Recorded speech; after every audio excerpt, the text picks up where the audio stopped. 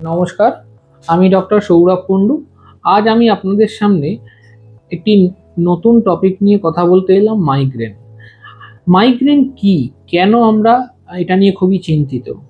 আমাদের বিভিন্ন সময় বিভিন্ন পেশেন্ট আসে আমাদের, ডাক্তারবাবু মাথা ব্যথা করছে, ডাক্তারবাবু মাথা ব্যথা করছে। মাথা ব্যথার বিভিন্ন রকম কয়েকটি কারণ হয়।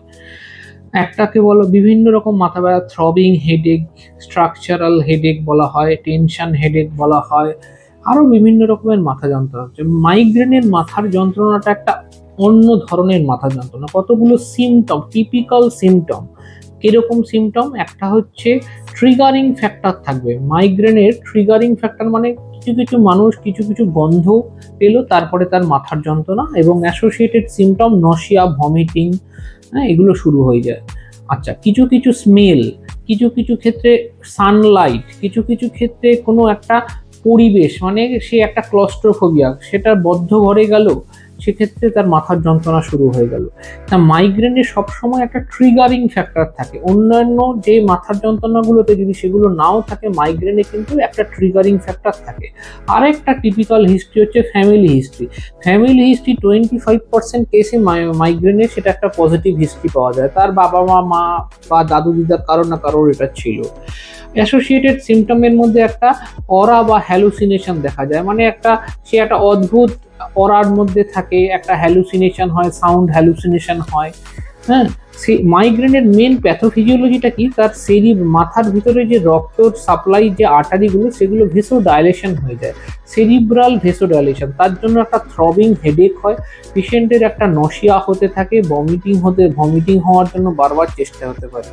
তা সেক্ষেত্রে মাইগ্রেনের দুটো পার্টে আমরা তার চিকিৎসা করা হয়। একটা হচ্ছে অ্যাকিউট যে পেইনটা হচ্ছে সেটা রিলিফ দেওয়ার জন্য, আর 2 নম্বর হচ্ছে সেরিব্রাল যে ভেসোডাইলেশন হচ্ছে সেটাকে প্রিভেন্ট করা এবং ভবিষ্যতে সেই ট্রিগারিং ফ্যাক্টরগুলোকে অমিট করা।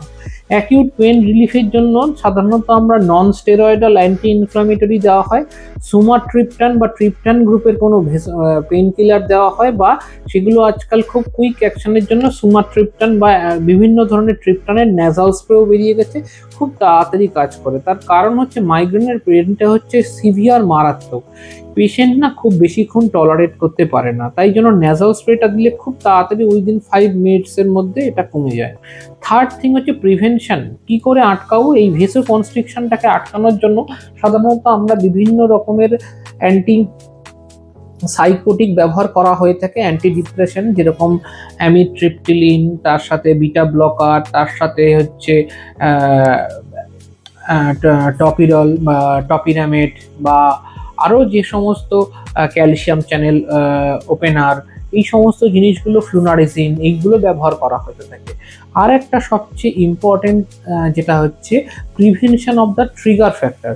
ট্রিগার ফ্যাক্টর কারোর ক্ষেত্রে যে স্পেসিফিক, যারা মাইগ্রেনে আক্রান্ত হয় না, তারা নিজেরা বুঝে যায় যে আমার এই জিনিসটাতে গেলেই কিন্তু আমার মাথার যন্ত্রণাটা শুরু হবে। সেই prevention of the trigger factor কাজেই, এবং সঠিক সময়ে যদি ডাক্তারের কাছে যাওয়া হয়, তাহলে মাইগ্রেনে যদি সঠিক চিকিৎসা করা হয়, মাইগ্রেন কিন্তু খুব তাড়াতাড়ি কমে যায়, এবং সেটি ট্রিগার ফ্যাক্টরের থেকে বিরত থাকলে মাইগ্রেন কিন্তু আর ফেরত আসে না।